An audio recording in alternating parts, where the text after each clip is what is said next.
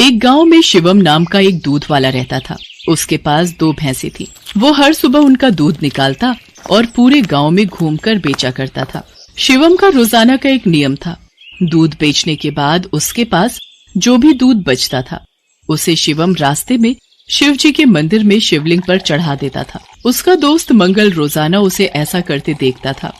एक दिन, शिवम, तू इतनी मेहनत से पूरे गांव में दूध बेचता है और जो दूध बच जाता है उसे तू शिव मंदिर में चढ़ा देता है। बाकी लोग तो शिवलिंग पर थोड़े से दूध में पानी मिलाकर चढ़ाते हैं। तू भी ऐसा किया कर और बाकी बचे दूध को इकट्ठा करके उसकी दही और घी बनाकर बाजार में बेच दिया कर। इससे तेरी दुगनी कमाई होगी। मंगल, मैं भोलेनाथ को अपना पिता मानता हूँ, इसलिए उनकी भक्ति और सेवा करता हूँ। भोलेनाथ की कृपा से मेरी इतनी कमाई हो जाती है जिससे मैं खुश रहता हूँ। शिवम मंगल की बात पर ध्यान नहीं देता। वो नियम से ही रोजाना दूध चढ़ाने का कार्य करता रहता था।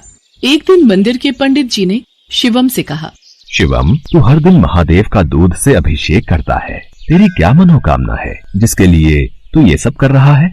पंडित जी, मुझे भोलेनाथ से कुछ नहीं चाहिए। मैंने कई बार कुछ लोगों को दूध में पानी मिलाकर चढ़ाते देखा तो मुझे लगा भोलेनाथ पानी मिला दूध पीकर कमजोर न हो जाए, इसलिए मैं उनको दूध चढ़ा देता हूँ।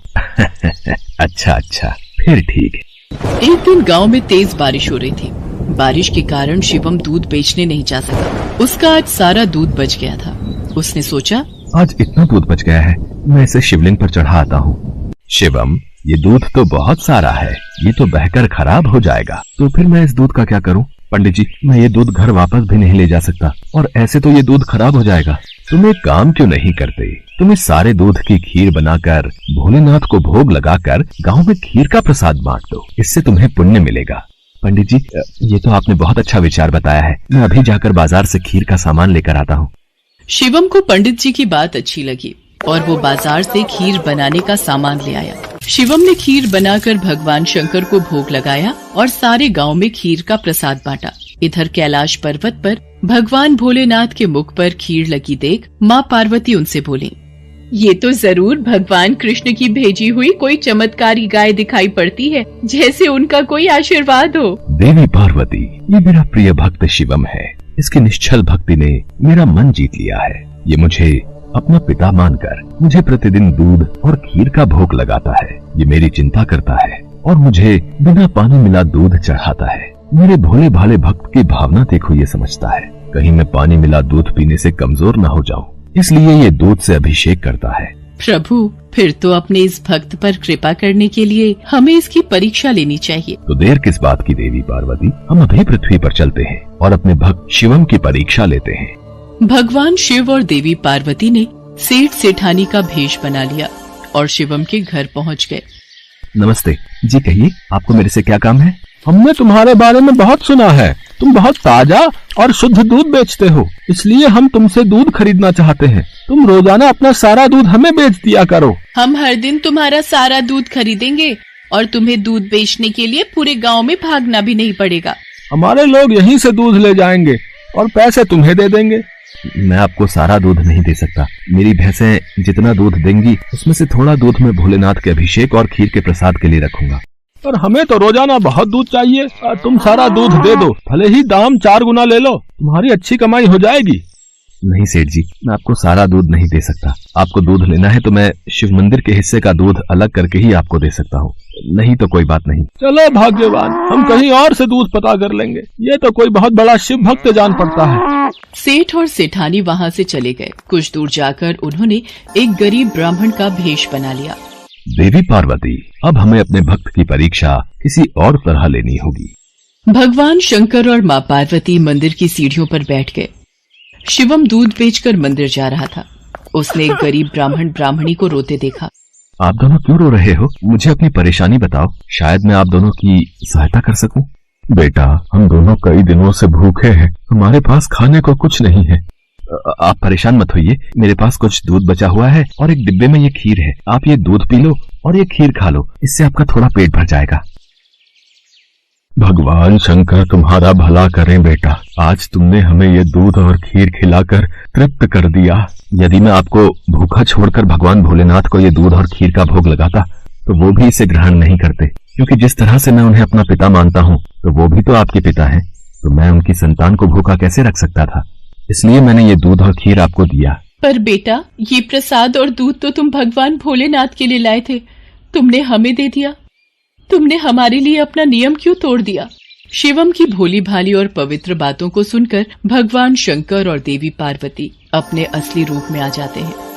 उन्हें देखकर शिवम उनके चरणों में गिर जाता है। शिवम, मैं तुम्हारी सच्ची भक्ति से बहुत प्रसन्न हूँ। मांगो, क्या मांगते हो? प्रभु, मुझे आपकी भक्ति के सिवा और कुछ नहीं चाहिए। मुझे आपकी भक्ति करके जो खुशी मिलती है, उससे बढ़कर मेरे लिए कुछ भी नहीं। शिवम, तुम मेरे सच्चे भक्त हो। आज के बाद तुम्हारे जीवन में कोई दुख नहीं रहेगा। मेरा आशीर्वाद सदैव तुम्हारे साथ रहेगा। शिवम को अपना आशीर्वाद देकर भगवान शंकर और माँ पार्वती अंतर ध्यान हो जाते हैं। उस दिन के बाद शिवम का जीवन सभी प्रकार के सुखों से भर जाता है।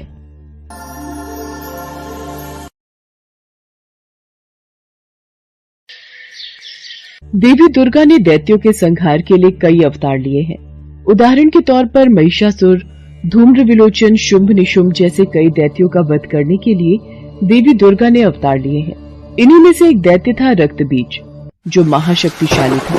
पुराणों के अनुसार रक्तबीज नामक दैत्य ने लगभग 5 लाख वर्षों तक तप किया और ब्रह्मा जी की स्तुति की। रक्तबीज की तपस्या से ब्रह्मा जी प्रसन्न हुए और रक्तबीज के सामने प्रकट हुए।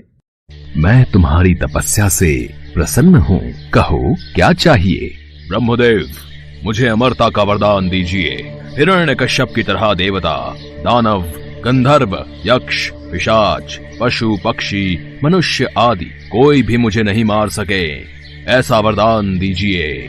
तथास्तु, मैं तुम्हें वरदान देता हूँ कि युद्ध में अगर तुम्हारे शरीर से एक भी रक्त की बूंद धरती पर गिरेगी तो उससे नया रक्त बीज जन्म ले लेगा तथा किसी के लिए भी तुम पर विजय पाना असंभव होगा। ब्रह्मा जी से वरदान पाकर रक्तबीज अहंकार में चूर हो गया। उसने चारों ओर हाहाकार मचा दिया। मैं अमर हूँ, अब मुझे युद्ध में कोई परास्त नहीं कर सकता। अब स्वर्ग लोक पर मेरा यानी असुरों का राज होगा। मैं इंद्र को चुनौती देता हूँ, अगर साहस है तो मेरे से युद्ध करे, नहीं तो स्वर्ग लोक से भागकर कहीं मुंह छिपाकर छुप जाए। क्या रक्तबीज ने देवताओं को युद्ध के लिए ललकारा है? हमें उससे युद्ध करना होगा। राक्षस और देवताओं में युद्ध होने लगा। वरदान मिलने के कारण रक्तबीज और भी शक्तिशाली हो गया था। ये देखकर इंद्र सहित सभी देवता घबरा गए। ब्रह्मा जी के वरदान स्वरूप रक्तबीज का संहार किसी पुरुष के हाथों नहीं हो सकता। उसका वध केवल एक स्त्री ही कर सकती है। आपको भगवती दुर्गा की स्तुति करनी चाहिए। उन्होंने अनेकों राक्षसों का वध किया है। आप उचित कह रहे हैं देवर्षि नारद। हम सब देवी दुर्गा की स्तुति करते हैं। अब इस संकट से वही हमें पार लगा सकती हैं। और सभी देवता देवी दुर्गा का ध्यान करते हैं और देवी दुर्गा वहाँ प्रकट होती है। देवी भगवती, हमें रक्तबीज नामक राक्षस से मुक्ति केवल आप ही दिला सकती हैं। हमारी सहायता कीजिए माँ। आप सभी निश्चिंत रहिए, रक्तबीज नामक दैत्य का संहार अवश्य होगा। उसे उसके पापों का दंड अवश्य प्राप्त होगा। देवताओं को आश्वासन देकर माँ दुर्गा ने रक्तबीज को युद्ध के लिए ललकारा। तू एक साधारण अबला स्त्री मुझे युद्ध के लिए ललकार रही है।